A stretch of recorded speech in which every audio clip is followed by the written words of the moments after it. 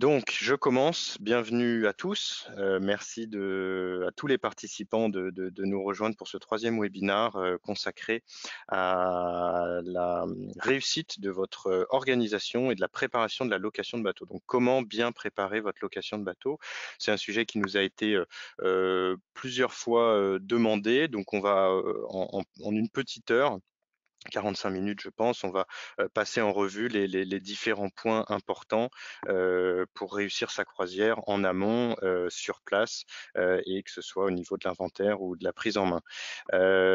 C'est pas exhaustif, c'est quelques astuces, quelques points de bon sens que notre expérience nous a amené à connaître et qu'on souhaite vous partager aujourd'hui.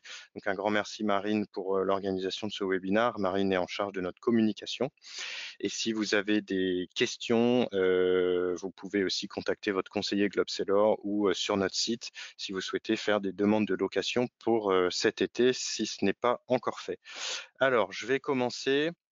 Je vais déjà parler un petit peu de Globseller rapidement. Donc, qui nous sommes?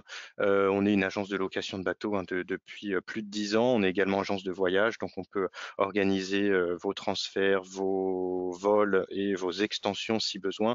Après, c'est vrai qu'en ce moment, force est de constater que les demandes à l'étranger ou sur des destinations plus complexes sont quasi nulles, hein. Donc, si cet hiver, j'espère, la crise sanitaire diminue, on aura plaisir à vous aider sur des projets plus exotiques, sur des destinations ensoleillées. Donc n'hésitez pas. Le Globe Sailor, donc on est une cinquantaine de personnes basées à Paris, donc le siège social, et également à La Rochelle, donc où est positionnée l'équipe des croisières à la cabine et de l'agence de voyage, et puis à Lorient où est basée notre équipe qui travaille à la communication. Nous sommes, notre métier, si vous voulez, principal, donc c'est la location de bateaux. On a plus de 7000 réservations chaque année de bateaux privatisés ou à la cabine. Et donc, on sélectionne des armateurs. Donc, on travaille uniquement avec des loueurs professionnels. Ça, c'est très important de le préciser.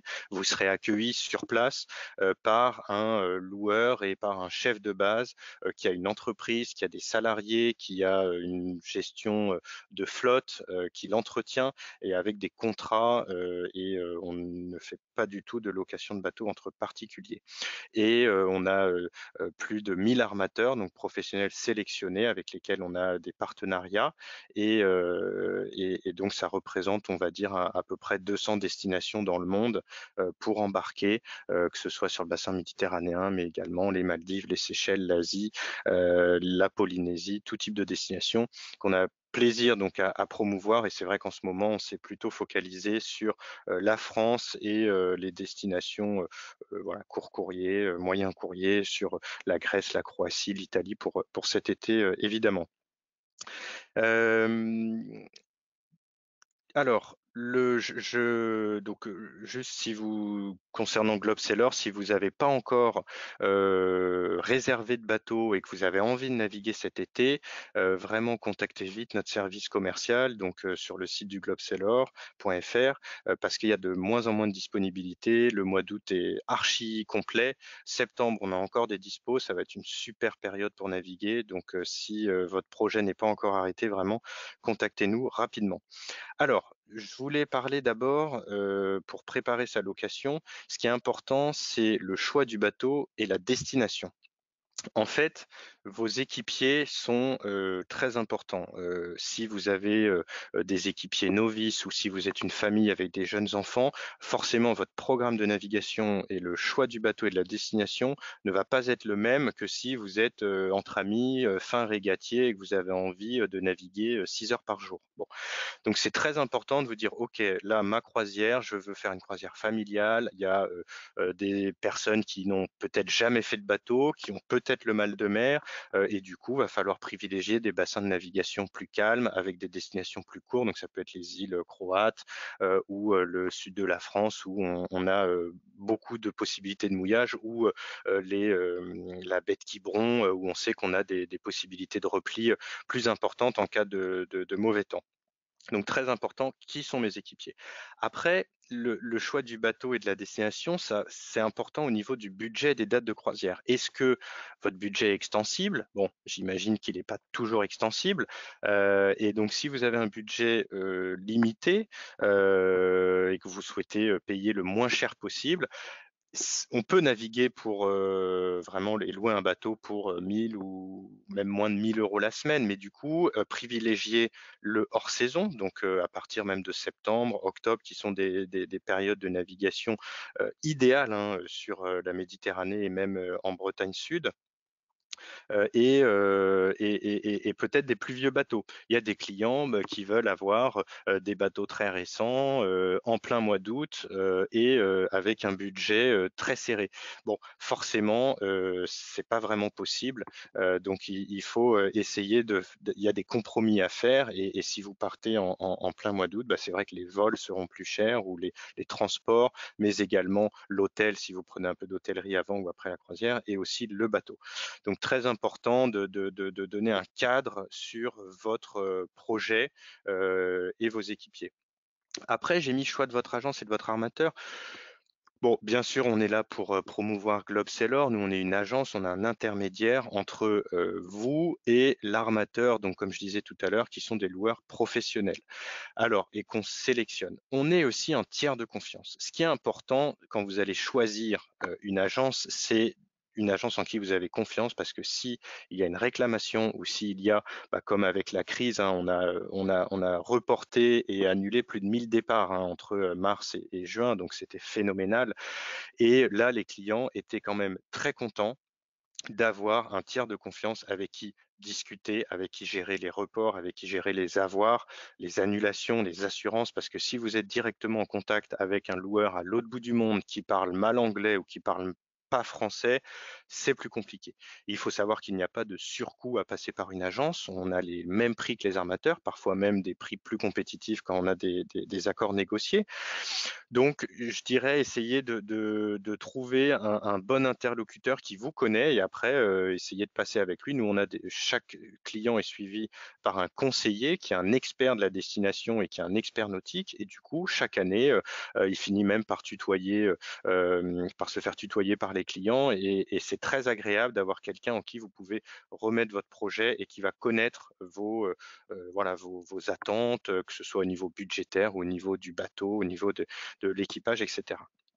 Euh, Comme armateur, vous avez des armateurs qui sont mondialement connus et qui ont des bases dans le monde entier. Là, vous serez plus traité comme un numéro de dossier. Après, si vous naviguez régulièrement en Bretagne ou dans le Var et que vous avez des très bons contacts avec votre armateur depuis des années, gardez-le.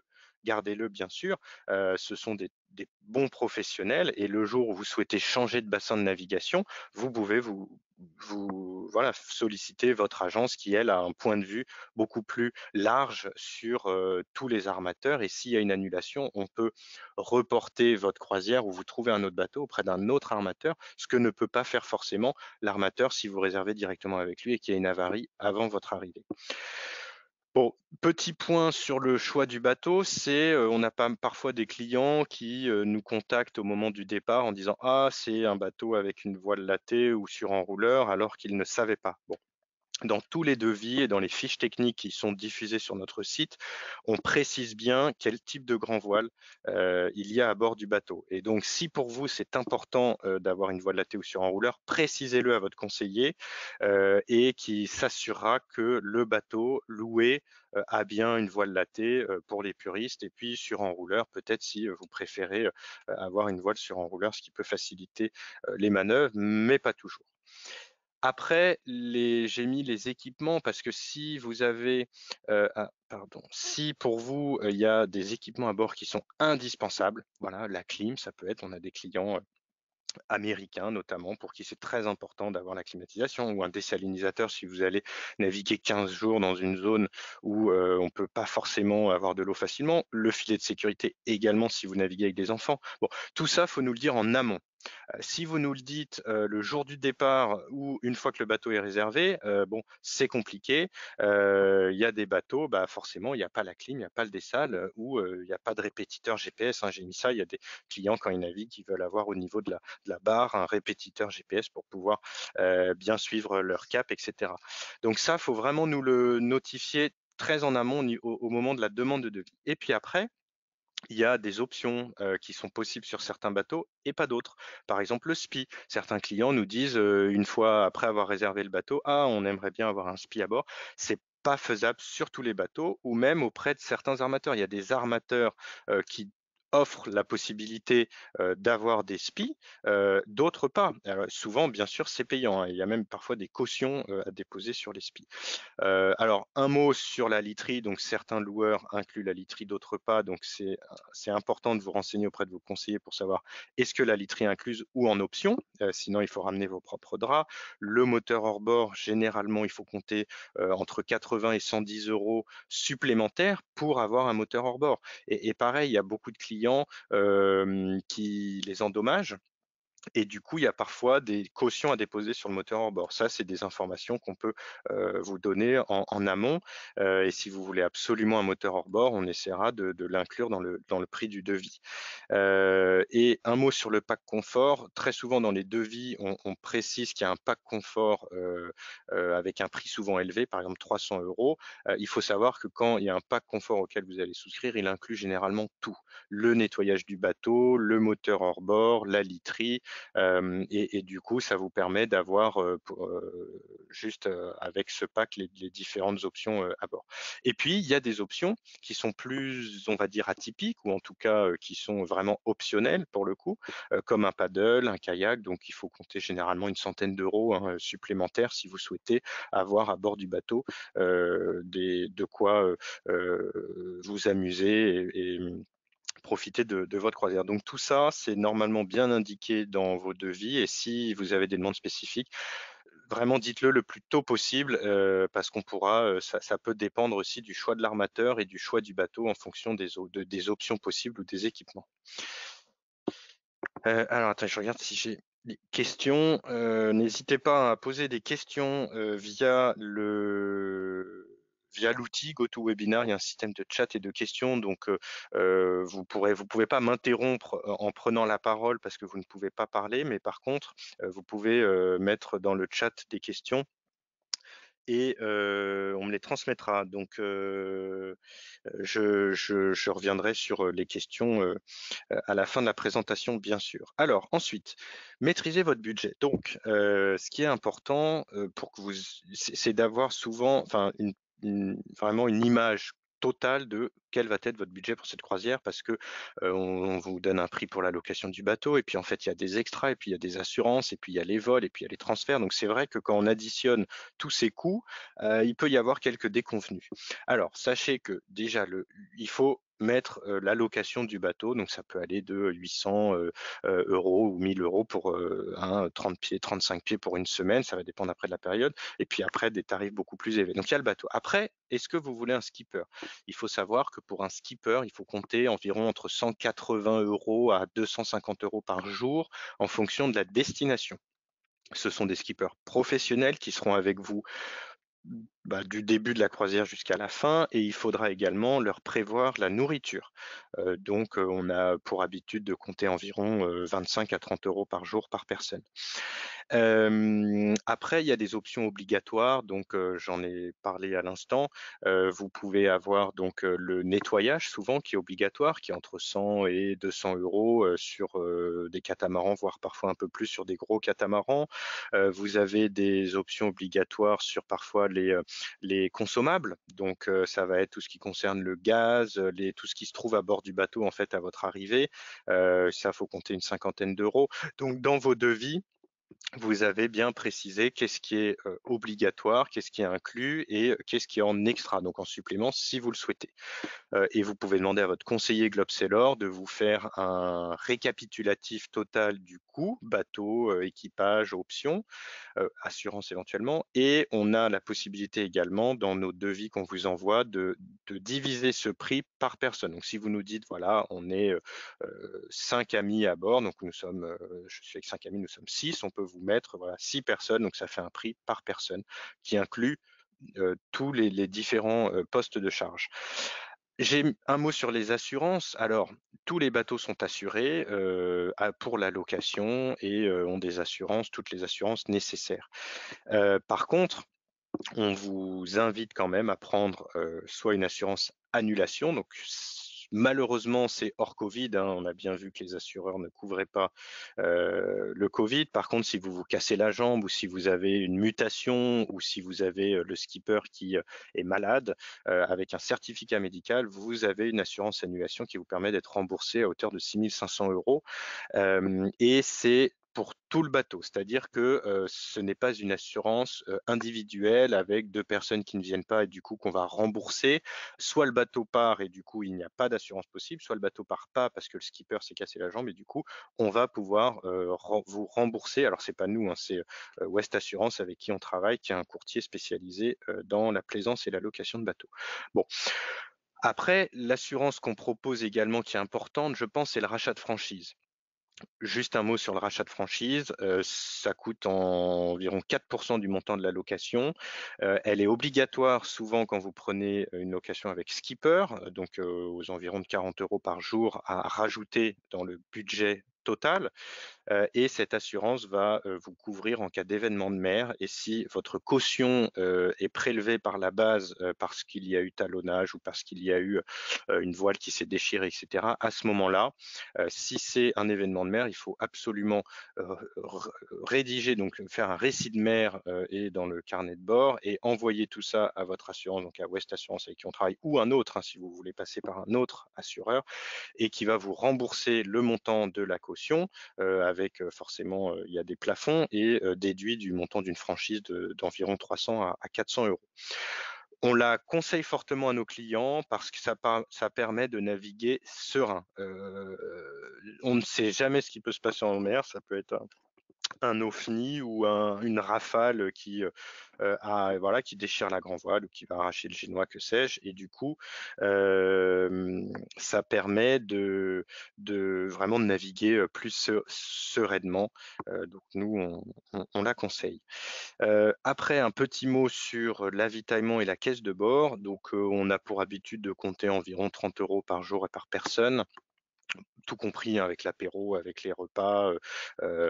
Après, c'est vrai que là, j'ai mis Tricoon. J'ai dit, en fait, je vous invite dans un équipage à créer un compte sur Tricoon. Donc, c'est une application qui vous permet de mutualiser les dépenses de chacun. Parce qu'il y en a qui vont acheter déjà même peut-être sur la location du bateau, hein. Il y en a qui va payer la compte, l'autre le solde, et puis il y en a un qui va payer sur place les extras, il y en a un autre qui va peut-être payer le skipper. Enfin bon, donc Tricoon, c'est super utile pour mutualiser les dépenses et les suivre. Et puis Lydia, c'est une application que vous connaissez peut-être qui permet de faire des remboursements et plutôt que de s'échanger des RIB et du cash, etc. Si on a un compte sur Lydia, vous pouvez en quelques clics vous faire rembourser ou rembourser des amis. Je reviendrai tout à l'heure sur l'avitaillement et sur l'organisation de cet avitaillement que vous pouvez faire aussi en amont via différentes plateformes. Acheminement et transfert, voilà, donc c'est aussi important de savoir dans le budget si combien ça va coûter le déplacement. Parfois, vous voulez naviguer en août et vous allez négocier, trouver un super prix pour le bateau, sauf qu'en fait, à une semaine près, vous auriez eu des vols ou des billets de train beaucoup moins chers. Donc, regardez bien en amont les possibilités d'acheminement, combien ça coûte pour avoir vraiment un budget maîtrisé au mieux. Et les transferts, on vous informe généralement si le transfert est inclus ou s'il faut rajouter parfois 20, 30 ou 40 € par personne pour pour bénéficier du transfert pour rejoindre la marina et votre bateau. Et ça également, vous pouvez en discuter avec votre conseiller qui vous dira exactement quelles sont les modalités.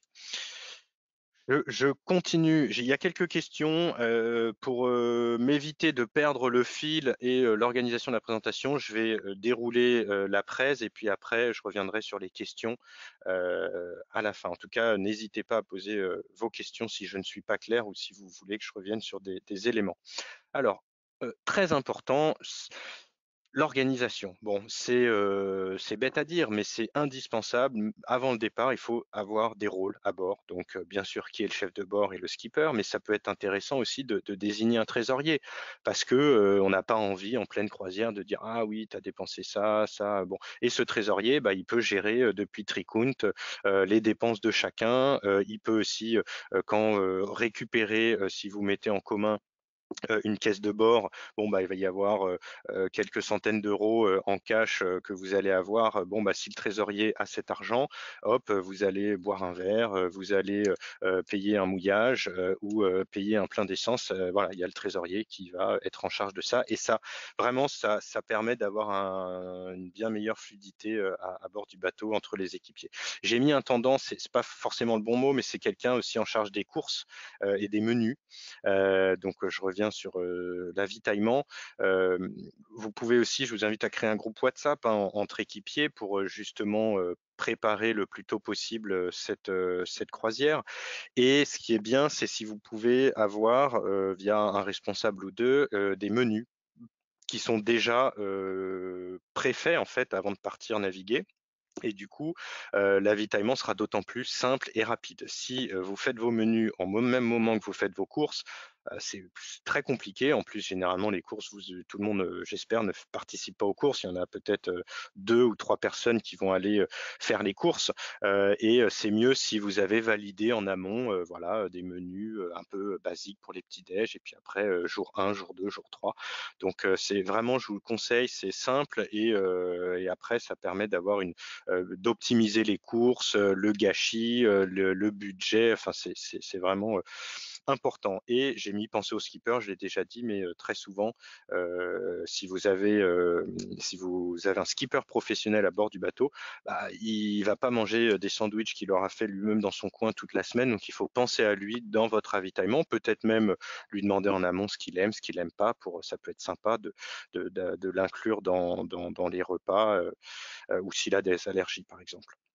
Un petit mot sur l'organisation, donc vérifiez que vos permis sont à jour, que votre passeport est toujours valide si vous partez à l'étranger, et vérifiez que votre contrat de location, que vous l'avez bien reçu avec votre conseiller Globe Seller ou avec la base de location ou avec votre agence. Relisez-le bien et vérifiez aussi que vous avez un CV nautique à jour, vous pouvez le mettre à jour sur Globeseller, mais également le transmettre à la base. C'est très important parce que si vous louez sans skipper, on vous demandera de toute façon un CV nautique à jour. Un petit mot sur les bagages et les guides. Alors, à bord des bateaux, il y a des cartes, il y a des guides, mais on ne sait jamais ce qui peut se passer. Il y a des clients qui les embarquent ou qui les perdent. Donc, n'hésitez pas à ne même que voilà, avant le départ, à potasser un petit peu le bloc marine ou les guides Imray avant votre départ pour avoir une idée un peu précise de l'itinéraire que vous allez pouvoir faire. Et puis bagages, bah, bien sûr, bagages souples dédiés à la destination et au climat dans lequel vous allez naviguer. Voilà, oubliez pas bien sûr bon, les crèmes solaires, un couteau suisse, enfin bon, tout ce que une lampe frontale, enfin ce genre de choses avec qui sont sympas quand même d'avoir à bord et on râle toujours si on les oublie. Donc faites des listes, hein, une to-do list avec qu'est-ce que je dois pas oublier et partagez-la sur WhatsApp à vos amis parce que pareil, si vous avez des équipiers qui ont jamais fait de croisière, ils vont pas avoir ces réflexes et du coup il faut quand même les informer. Et puis dans l'organisation, j'ai mis un mot sur transfert, contact de chef de base, c'est toujours bien en amont de votre départ, d'organiser votre transfert donc avec votre conseiller Globe Seller ou avec le chef de base et d'avoir son contact, donc de connaître son nom, d'avoir son numéro de portable, d'avoir son mail. Comme ça, si vous avez un pépin sur un transfert à l'aéroport ou si vous avez du retard, bon, bah, ça vous permet directement de discuter avec la personne sur place pour éviter les problèmes tout simplement. Et au moins, c'est plus simple et plus fluide. Il n'y a pas de stress. Alors, étape clé donc du check-in, donc j'ai remis donc là, le quand vous arrivez sur place, donc très important, contrat de location. Si vous naviguez à l'étranger, normalement, dans le contrat qui va être rédigé dans la langue locale, il y a également une traduction en anglais. Faut savoir que ces contrats de location, donc il y a nos conditions générales de location et de vente sur le site Globeseller, mais il est obligatoire d'avoir également un contrat de location local avec le loueur sur place, donc qu'il soit français, grec, croate, que sais-je, parce que s'il y a un contrôle des affaires maritimes locales ou des douanes, il faut être en possession de ce contrat et ces affaires maritimes ne connaissent pas forcément Globeseller, n'ont que faire d'un contrat Globeseller. Par contre, le contrat entre le propriétaire du bateau, le gestionnaire du bateau et vous-même, ça c'est important de l'avoir dans la langue du pays. Donc relisez ce contrat. Honnêtement, bon, chaque contrat est, on va dire unique, mais on retrouve des similitudes donc sur les conditions d'annulation, sur les retards. Donc si vous arrivez en retard ou si le bateau vous est délivré en retard parce que le client d'avant est venu en retard. Bon, donc s'il y a des points qui vous semblent litigieux ou que vous ne comprenez pas, je vous invite à poser les questions en amont au chef de base et au loueur ou à votre conseiller Globeseller et on vous répondra et évitez de le faire 24 heures avant le départ. Donc, il faut essayer de le lire plus tôt et après, si sur place, vous voyez des choses un peu bizarres sur le contrat de location, normalement, discutez-en avec le chef de base, il aura une réponse et on travaille avec des loueurs professionnels avec qui on a des partenariats depuis plus de 10 ans. Donc, vraiment, ce sont des contrats qui sont bien ficelés et qui protègent de toute façon aussi vos intérêts. Liste d'équipage important pour gagner du temps. Je vous invite donc on demande en fait la liste de tous les équipiers avec leur nom, leur prénom, éventuellement leur numéro de passeport, leur date de naissance, leur nationalité. Et c'est un document officiel et obligatoire à avoir à bord. S'il y a un contrôle, en plus du contrat, on vous demandera la liste des équipiers. Et donc la base, le loueur est censé vous envoyer aussi ces documents qu'il faudra compléter. Alors, un mot sur la caution. Je vous invite à contacter votre banque avant votre embarquement pour les informer de votre déplacement et peut-être augmenter votre plafond. Parce qu'en fait, souvent l'été, bah, on est amené à faire plein de règlements en carte bleue et ça arrive que au moment de faire le prélèvement de cette caution ou en tout cas avec le chef de base, on prend une empreinte de carte bleue, bah, en fait, si le plafond est dépassé, vous ne pourrez pas le faire. Et donc, si vous contactez votre banque en amont pour demander d'augmenter ce plafond, ça évitera de perdre du temps et de la patience sur place. Cette caution, donc j'ai déjà parlé du rachat de franchise, je vous invite à l'assurer avec un rachat de franchise, soit auprès de Globeseller, donc nous on travaille avec West Assurance, soit directement auprès de votre propre assureur si vous en avez. Et il faut compter environ 4% du montant de la location. Alors, check-in important bien sûr, vérifier et consulter la météo. Donc, là j'ai mis Windy entre parenthèses, c'est une super application qui a l'avantage en plus d'être gratuite. On a fait un webinar il y a, environ 2 mois maintenant sur, l'utilisation de Windy, donc qui est un logiciel de prévision météo avec Christian Dumas, donc un routeur, très connu en France et donc vous verrez, c'est une application très simple d'utilisation qui vous permet d'avoir la météo à 5 jours et même à 10 jours et d'avoir aussi les orages, d'avoir aussi les vents, les rafales. Enfin, c'est vraiment très très utile et ça vous permet de préparer votre itinéraire. Et ce qui est très important, c'est d'avoir un itinéraire en amont, un peu idéal en fonction de l'équipage. Hein, si est-ce que vous voulez naviguer 2 heures par jour, 4 heures. Et donc ça va bien sûr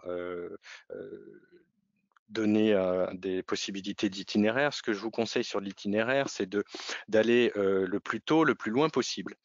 Donc si vous dites: «Ah, je veux absolument aller atteindre cette île», bon, et ben, vous allez les 2 premiers jours naviguer le plus, et après revenir en cabotant, tout simplement parce que ça vous évite de rester bloqué loin du port, si, il y a une mauvaise météo et de devoir revenir en urgence, parfois même d'être en retard et du coup d'avoir des pénalités.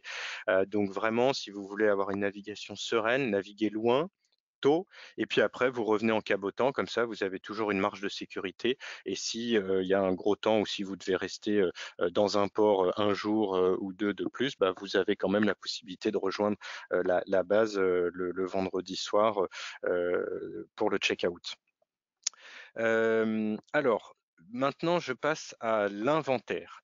Donc vous arrivez sur place, tout s'est bien passé, vous avez fait l'avitaillement, et le skipper, généralement le chef de bord, va aller, donc avec le technicien, faire l'inventaire du bateau. Donc j'ai distingué 2 types d'inventaire, l'inventaire intérieur du bateau et l'inventaire extérieur. Donc si on commence par l'inventaire intérieur du bateau, déjà, faites le tour du bateau et vérifiez un peu tous les éléments, ah non, pardon, inventaire intérieur, je suis pas sur l'extérieur. Donc éléments d'usage et de sécurité, bon, éléments d'usage, c'est, la vaisselle, c'est, bon, faire l'inventaire un peu basique de ce qui se trouve à bord du bateau, et vraiment concentrer, votre attention sur, l'inventaire de la sécurité, que ce soit, donc les gilets, enfants, mais il faut bien aussi penser à vérifier qu'il y ait une corne de brume, qu'il y ait le miroir de signalisation, qu'il y ait, alors certains en mettent, c'est quand même mieux, une courroie pour, le moteur, donc c'est juste une petite courroie, hein, ça coûte rien, mais si on l'a pas, c'est quand même bien ennuyeux. Donc on vous enverra, avec le replay, une vidéo qu'on a faite il y a quelques années, où en fait, c'est une vidéo où on est à bord, d'un monocoque et on présente, cet inventaire, notamment au niveau des éléments de sécurité, tout ce qu'il faut bien, avoir à bord. Donc on vous enverra ce lien. Je vous invite à le regarder, avant votre embarquement. Bon, un mot trousse à outils, c'est important. Alors, il y en a qui aiment bien amener leurs propres outils. Alors, c'est vrai que les trousses à outils à bord des bateaux de location, honnêtement, c'est dur de les appeler des trousses à outils. C'est souvent, il y a un marteau, une pince et ils sont un peu rouillés, un tournevis. Bon, donc si vous pouvez, parce que parfois en avion, on prend pas tous les outils qu'on peut, mais c'est toujours bien d'avoir quand même, peut-être, voilà, un couteau suisse, avoir, une petite pince, d'avoir un peu votre propre matériel, et puis vérifier aussi la trousse à pharmacie, hein, qui est, des compresses, qui est, un petit peu, du désinfectant, enfin ce genre de choses.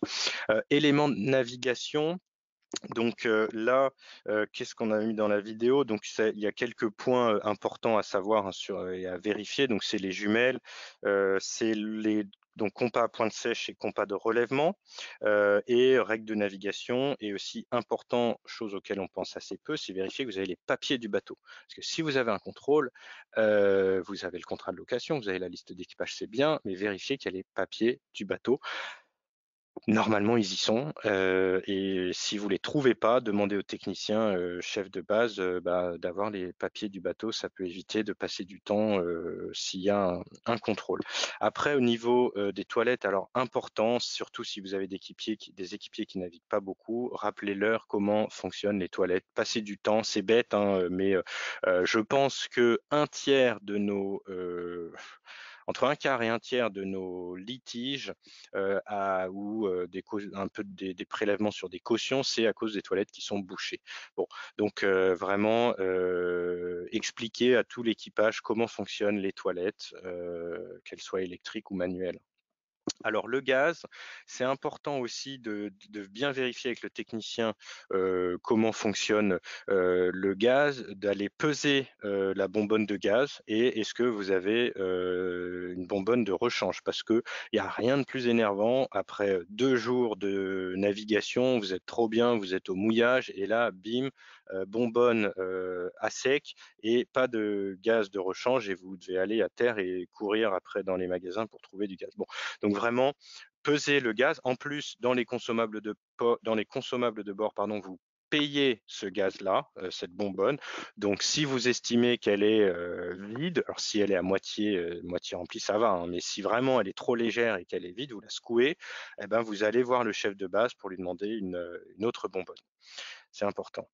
Vérifier le parc des batteries, demander un petit peu, voilà, vérifier que, bah, l'état des batteries tout simplement et comment est-ce que vous pouvez enfin si, tout fonctionne bien et très important aussi au niveau du moteur, vérifier le niveau d'huile, le niveau de liquide de refroidissement comme, dans votre voiture, hein. Donc vous allez, lever la descente et regarder, l'état du moteur en général. La courroie aussi, hein, vous pouvez tester, que la courroie ne soit pas trop lâche et puis, après on verra dans l'inventaire extérieur, démarrage du moteur, voir si tout fonctionne bien. Fond de cale aussi, c'est important, hein, vous pouvez lever 1 ou 2 planches, du plancher, vérifier qu'il y a pas d'eau tout simplement, dans les fonds de cale. Alors si vous êtes, voilà, en plein mois d'août, que le bateau a énormément tourné, il y aura un petit peu d'eau, mais déjà vérifiez si c'est de l'eau salée ou de l'eau douce, voilà et puis vous pouvez regarder au niveau des varangues, bon s'il y a pas de problème, hein, de fissure. Mais s'il y a beaucoup d'eau, bon, bah, signalez-le quand même, aux techniciens. Normalement, quand ils préparent le bateau et qu'ils le nettoient, ils vont, enlever l'eau, mais on ne sait jamais, il vaut mieux quand même, regarder, l'état des fonds de cale. Alors je passe maintenant à l'extérieur du bateau. Heu Olivier, excuse-moi, je oui, te coupe. Je viens d'envoyer le lien de la vidéo «Comment réussir son inventaire». Donc vous le trouverez dans le ah chat, super, sur la droite. super, super Donc voilà. et ben, vous verrez, je reprends en fait dans la présentation sur l'inventaire intérieur-extérieur, les points en fait qui sont, notés, dans cette vidéo et même, au niveau du check-in aussi, je me suis, inspiré de cette vidéo parce que, elle est utile et merci Marine, c'est parfait. Pas de souci.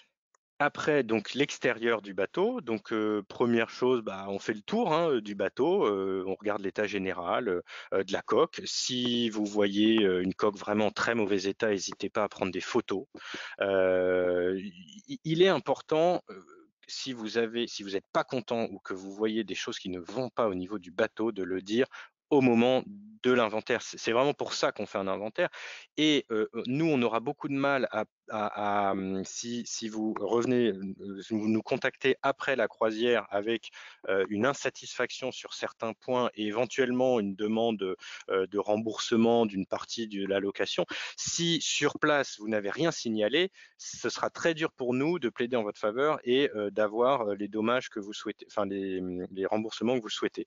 Donc c'est vraiment important au moment du check-in, au moment de l'inventaire, de prendre des photos, de faire un rapport et de le noter dans l'inventaire. Et nous, dès qu'il y a des litiges, hein, ça arrive forcément, on a, plus de 7 à 8 000 départs, chaque année, d'avoir cet inventaire qui sera, remis à la base et nous, on nous envoie aussi une copie de cet inventaire donc c'est très, très important. Donc état général du bateau, donc le gréement aussi, les pare-battages, comptez-les, combien est-ce qu'il y a de pare-battages, l'état, des bouts, des drisses, des écoutes, des haussières parce que, il y a des clients qui reviennent nous voir en disant: «Ah oui, mais les haussières étaient vraiment on n'en avait pas assez, elles étaient trop courtes» et cetera. Bon, en mauvais état, faut le dire vraiment au début. C'est ce que si c'est au retour de la croisière ou même parfois une fois que vous êtes rentré chez vous, vous nous faites un mail un peu avec les éléments, de d'insatisfaction, entre guillemets, «c'est un peu trop tard». Il faut vraiment en parler sur place. Alors, très important, le tirant d'eau du bateau, bien sûr, demander et vérifier avec le chef de base le tirant d'eau du bateau, parce que c'est le pire des voilà, pire des avaries, c'est le talonnage. Donc, éventuellement tester le sondeur qui soit bien étalonné, avec une sonde à main, ou avec une sonde, avec un échosondeur si vous en avez un ou si le loueur en a un. Mais il faut vérifier la cohérence et bien sûr mettez ce qu'on appelle le pied de pilote, donc une marge de sécurité pour être toujours, au-delà de la hauteur du tirant d'eau. Après, tester le guindeau. Maintenant, bon, tous les bateaux loués ont un guindeau, électrique, donc vous pouvez, hein, tester le guindeau et puis expliquer aussi un petit peu, comment il fonctionne. Faut pas mmh, c'est vraiment, aussi un des éléments où il y a beaucoup de casse, hein, sur les guindeaux, donc faut les manipuler avec beaucoup d'attention. Les voiles, alors je vous conseille quand même avec un ou 2 équipiers de hisser, la grand voile, de regarder, de dérouler un petit peu le génois pour voir rapidement dans quel état sont les voiles et puis et aussi quand vous allez quitter le port. Alors je vous ai dit tout à l'heure de faire, la les grandes naves, les 1ers jours, mais je sais qu'on a envie d'aller, au mouillage et d'aller, se poser le plus rapidement possible, mais prenez le temps de faire quelques ronds dans l'eau, à côté du port, hissez les voiles, regardez leur état, prenez des photos si besoin, enfin voilà, vous pouvez même faire ça, au moteur et ça vous permet de vous familiariser avec le bateau, et en même temps, vous pouvez faire aussi des briefings avec vos équipiers, briefing de sécurité, briefing d'organisation, revoir un petit peu les rôles de chacun, les connaissances de chacun si vous naviguez avec des gens que vous connaissez pas, que ce soit de la co-navigation ou d'autres types de navigation. Donc vraiment, prenez le temps une fois que vous quittez le port pour faire des ronds dans l'eau et vous familiariser avec le bateau. Après eau et carburant, donc vérifiez les nables hein, d'eau, de carburant, ne vous trompez pas, et faites les pleins. Le bateau est censé être livré avec le plein d'eau et le plein de carburant. Bon, en plein mois d'août, dans des marinas très fréquentés, c'est vrai qu'il peut arriver que les techniciens peut-être aient oublié ou alors le client d'avant a oublié de faire les pleins et du coup, il faudra faire ces pleins-là. Ça prendra un petit peu de temps, mais il vaut mieux le faire plutôt que de partir sans eau et sans carburant. Et après donc tester le moteur, donc vous démarrez le moteur, hein, tout simplement, vous vérifiez qu'il y ait pas de fumée blanche qui sort, au niveau de la ligne de flottaison et puis, voilà, vous mettez un peu de marche avant, un peu de marche arrière, vous voyez un peu comment il réagit, vous l'écoutez, le bruit du moteur tout simplement. Mais au moins si vous faites tout ça, ça prend un peu de temps, mais c'est quelque chose que vous pouvez faire pendant que d'autres équipiers font les courses ou, signent le contrat ou déposent les cautions. Bon, mais c'est important que le chef, de bord et éventuellement, un autre équipier, fasse cet inventaire parce qu'il va se familiariser avec le bateau, il va comprendre comment fonctionne bien le bateau. Il y a enfin, les bateaux sont de plus en plus techniques, les équipements, l'électronique, il y a de plus en plus de choses. Si en plus vous avez un dessal, un générateur, bon, et c'est souvent s'il y a de la casse, des avaries parce on maîtrisait pas bien le bateau, on le connaissait pas et c'est vrai que c'est en plus des équipements qui valent de plus en plus cher et donc quand il y a de la casse, forcément c'est compliqué et donc vraiment prenez le temps avec le technicien de faire tout ça.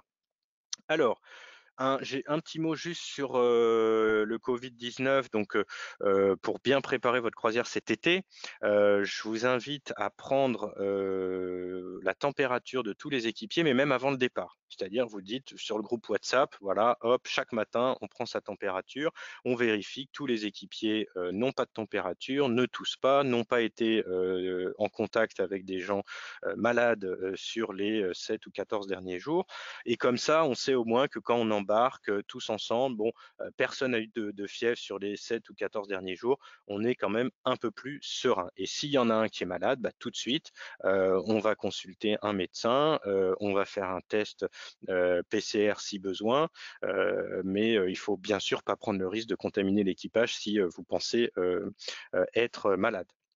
À bord, respect des gestes barrières. Alors bien sûr, c'est pas facile, mais on peut quand même avoir son propre, flacon de gel hydroalcoolique, tousser dans son coude, garder un petit peu de distance, ou pas boire dans les mêmes bouteilles et cetera et faire essayer quand même d'avoir un peu de maintenir ses respects, enfin ses distances et un mot, sur les escales, essayez de naviguer et d'être quand même vigilant. Vous allez aller dans des îles où il y a peut-être, pas d'hôpitaux, il y a peut-être pas eu de contamination.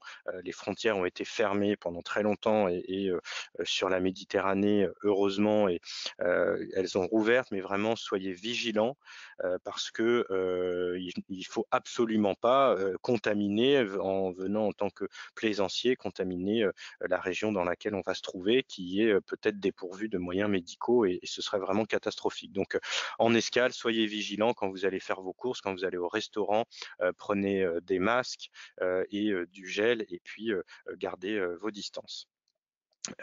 Si vous avez en cours de croisière quelqu'un de malade à bord, on a rédigé sur notre blog quelques articles à ce sujet. Important, vous l'isolez. Donc dans une cabine et il a avec une vaisselle séparée, avec un sac poubelle séparé, enfin bon, et une toilette, un cabinet de toilette individuel. Vous l'isolez, vous retournez au port, vous appelez un médecin et puis vous informez le chef de base mais c'est très important de l'isoler dans une cabine et qu'il n'y ait qu'une seule personne après peut-être qui le prenne en charge ou qui rentre dans la cabine pour savoir comment il va. Mais on a fait un article sur notre blog. Je vous invite à peut-être Marine, si tu veux, envoyer le lien de l'article ou de notre rubrique sur le Covid sur le chat. Ouais, j'étais en train de faire ça, donc je vous mets le lien dans 10 minutes.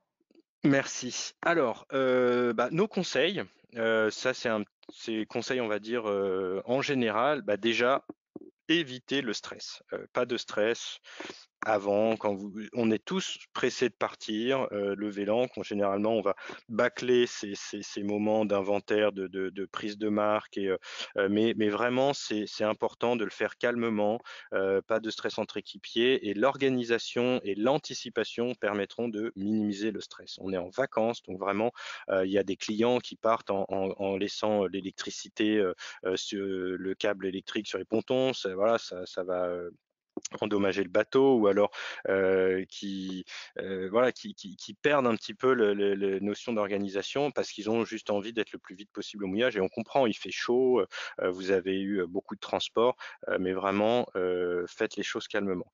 Après donc communiquer, respecter les rôles à bord, très important, hein, le chef de bord, donc il explique les rôles de chacun, est-ce que les gens ont de l'expérience ou pas, et un briefing sécurité, hein, avant de vraiment être au large.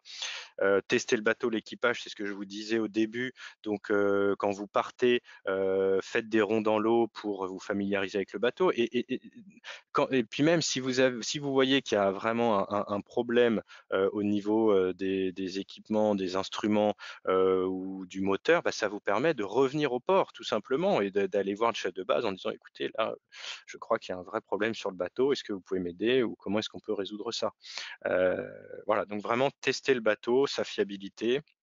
Après, attention disponibilité dans les ports, donc en fonction de votre destination et de la période, il y a des ports où il y a pas de place ou alors il faut arriver très tôt, mais très tôt, ça peut être 13h, 14h, en Grèce dans certains ports. Donc regardez si vous pouvez réserver en amont des places de port. Il y a des applications qui vous permettent de faire ça, contacter les capitaineries et essayer de savoir, en fonction de la météo aussi, si vous allez pouvoir être au mouillage ou au port. Mais vraiment, ça, c'est une fois que vous naviguez à anticiper et même vous pouvez réserver ces places en amont, ce qui vous oblige à faire votre itinéraire et ce qui est très bien parce qu'il faut essayer d'avoir un itinéraire type avant de partir. Et après, j'ai mis informer la base en cas de doute et de problème. Donc, voilà, il faut avoir les contacts de la base sur vous, sur le bateau, et vous les appelez si vous avez un problème avec le bateau ou avec un équipier. Et puis, vous avez également votre conseiller Globe Sailor, hein, qui est joignable par mail ou par téléphone dans nos horaires d'ouverture. Mais si besoin, on peut être les relais pendant votre croisière. Voilà, j'ai à peu près fini.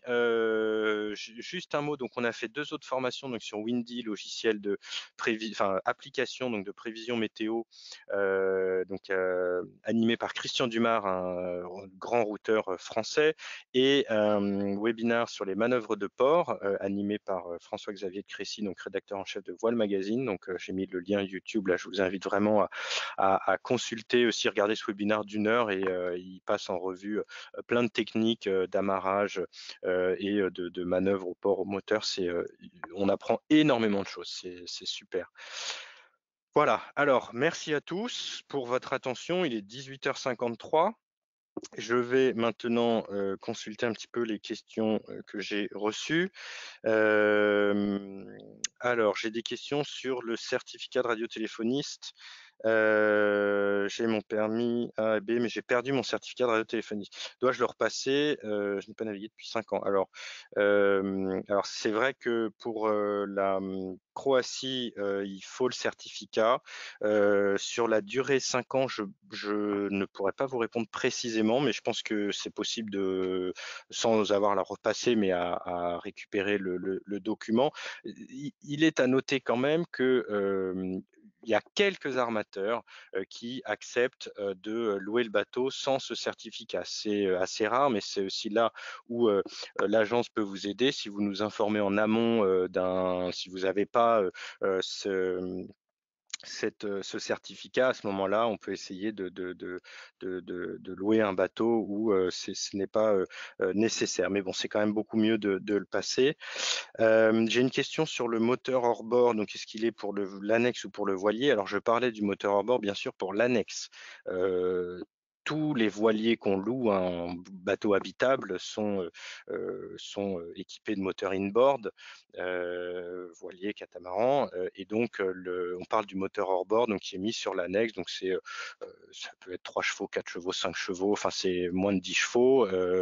Si vous voulez un moteur ou si vous louez un gros catamaran avec une grosse annexe et que vous voulez un moteur très performant pour pouvoir éventuellement faire du ski nautique, il faut nous le dire pour qu'on essaye de réserver un moteur.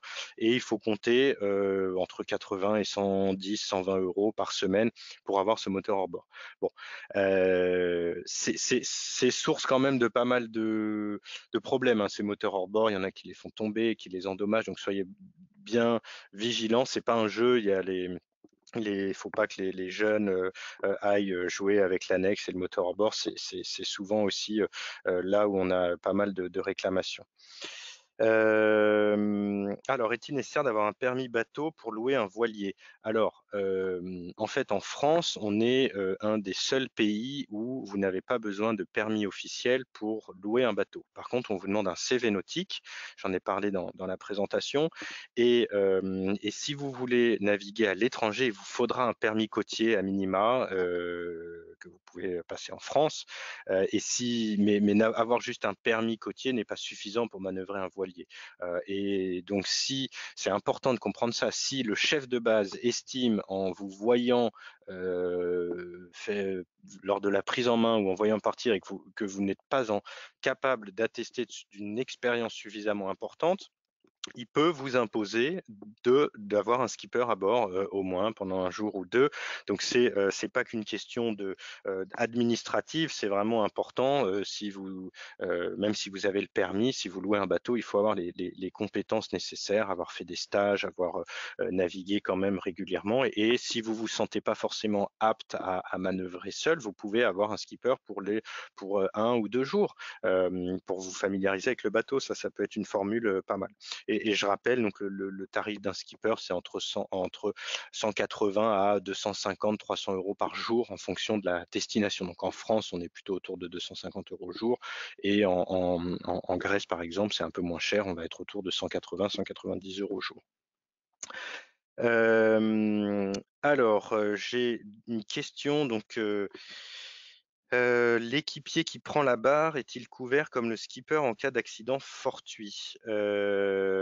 Alors accident, donc oui, les assurances, ça couvre, ça couvre le bateau. Alors je sais qu'il y a en Allemagne, ils ont des assurances qui vont couvrir uniquement le skipper et donc vous pouvez en tant que skipper prendre une assurance à l'année et du coup, quelles que soient vos navigations, vous êtes couvert. En France, quand vous prenez, les bateaux sont assurés, hein, de toute façon, et vous avez, si vous prenez le rachat de franchise, ce qui est important, c'est ce qui va se passer au moment de l'événement de mer. Après, si vous donnez la barre à quelqu'un d'inexpérimenté et qui va causer de lui-même une avarie qui n'est pas un événement de mer, mais qui est de votre fait, à ce moment-là, le rachat de franchise ne fonctionnera pas. C'est très important de comprendre que le rachat de franchise fonctionne lorsque c'est un événement de mer, donc qui n'est pas de votre fait. Si il y a beaucoup de vent et que vous déchirez la voile au lieu de prendre un riz ou que vous allez talonner parce que vous avez mal géré votre navigation, à ce moment-là, ce sera pas forcément couvert et c'est après une négociation à avoir avec l'assurance. Hem, alors, j'ai une question, est-ce que alors une question sur les techniciens nous remettre les bateaux ont bien cette même information, c'est-à-dire de passer du temps pour nous laisser faire les inventaires complets? Alors, bonne question. Est-ce que le personnel sur place de la base, est à même de vous donner le temps que vous jugez, nécessaire pour, la prise en main? Ah, c'est vrai que, il y en a qui vont être pressés, et qui vont, peut-être, ne pas vous consacrer suffisamment de temps. Souvent, ce qu'ils font, en fait, c'est qu'ils vous accueillent, ils vont vous donner la liste d'inventaire, ils vont vous dire: «Faites-le vous, l'inventaire», et donc ils n'ont pas besoin d'être là pour regarder un peu la vaisselle ou pour, faire le tour du bateau ou pour hisser la grand voile. Bon, donc en fait, il y a toute une partie de l'inventaire que vous allez faire seul, et donc dans cet inventaire, cochez ce que vous ne trouvez pas ou les points d'interrogation. Et lorsqu'il va revenir, là, il aura plus de temps à vous consacrer et donc vous allez pouvoir vous focaliser sur les points que vous n'avez pas compris ou les objets que vous n'avez pas trouvés au moment de l'inventaire. Et si vous estimez que cet échange est bâclé, vraiment, allez voir le responsable sur place et dites-lui, voilà, là, j'ai besoin d'un peu plus de temps, je trouve qu'il y a ça et ça sur le bateau qui vont pas ou je suis pas à l'aise, donnez-moi un peu de temps. Et comme je vous dis, on essaie de travailler avec des partenaires fiables, sérieux, c'est ce qui fait aussi notre valeur ajoutée et voilà l'intérêt de passer par Globe Sailor, c'est d'avoir des professionnels de qualité qui sont là pour vous et qui travaillent bien. Après, si je peux pas vous garantir tel ou tel technicien, mais en tout cas la maison mère et la base, ce sont, des professionnels avec qui on travaille depuis des années et on espère qu'ils vous donneront entière satisfaction. Alors, je regarde une autre question sur le Covid.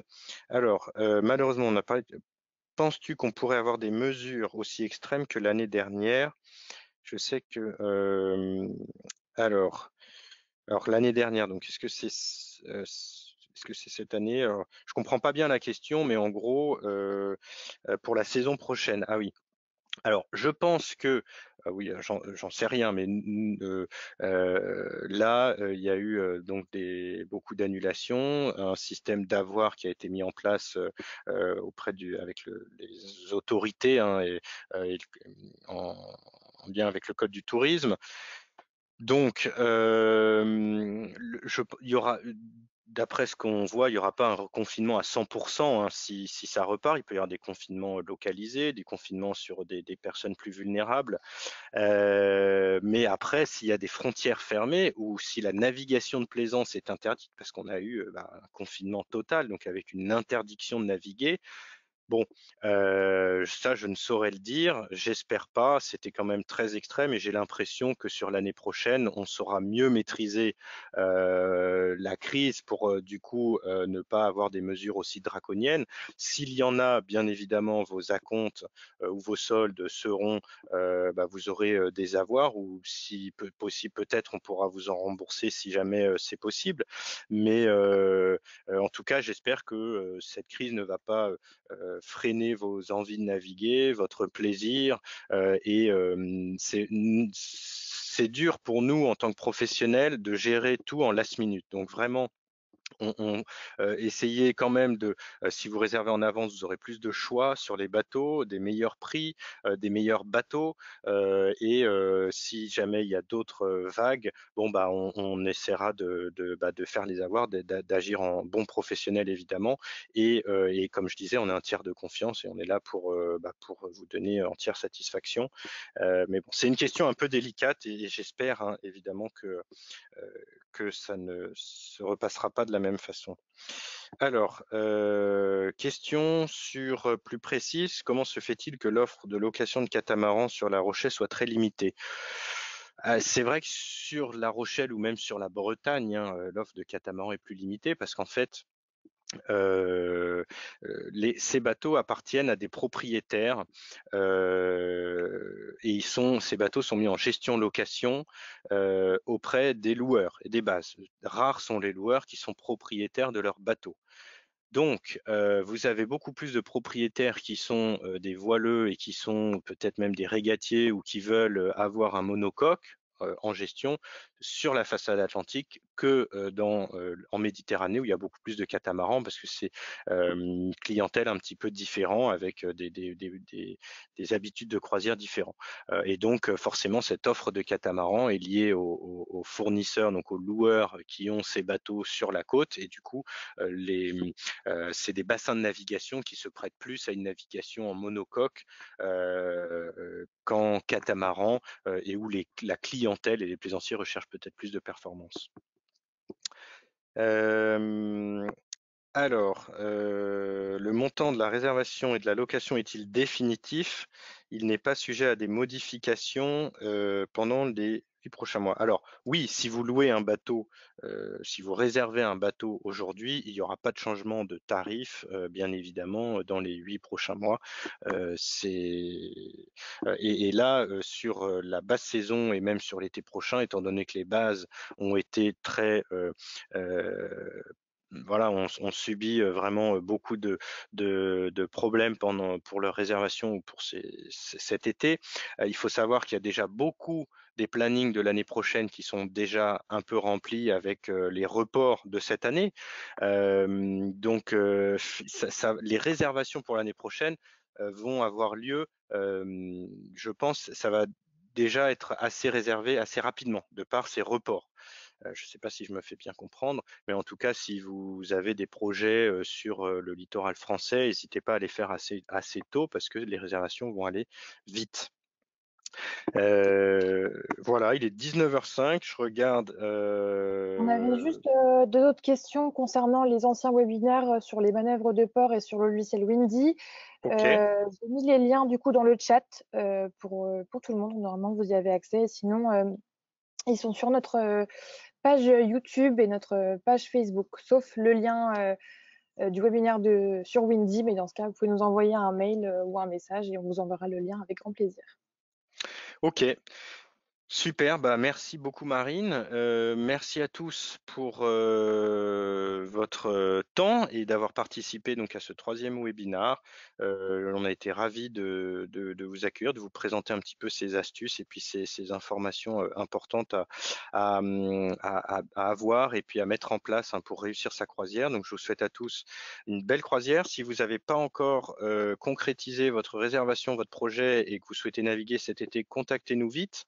Donc, contact@globseller.fr ou contactez votre conseiller Globseller et on vous enverra des devis rapidement. Il y a de moins en moins de dispo et vraiment, je vous invite cette année à naviguer peut-être sur septembre-octobre où il y aura plus de disponibilité, des bassins de navigation un petit peu moins saturés.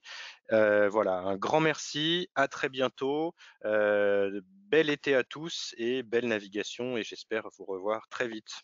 Bye bye, Merci au à revoir à tous. À tous. très bientôt. Bonne soirée.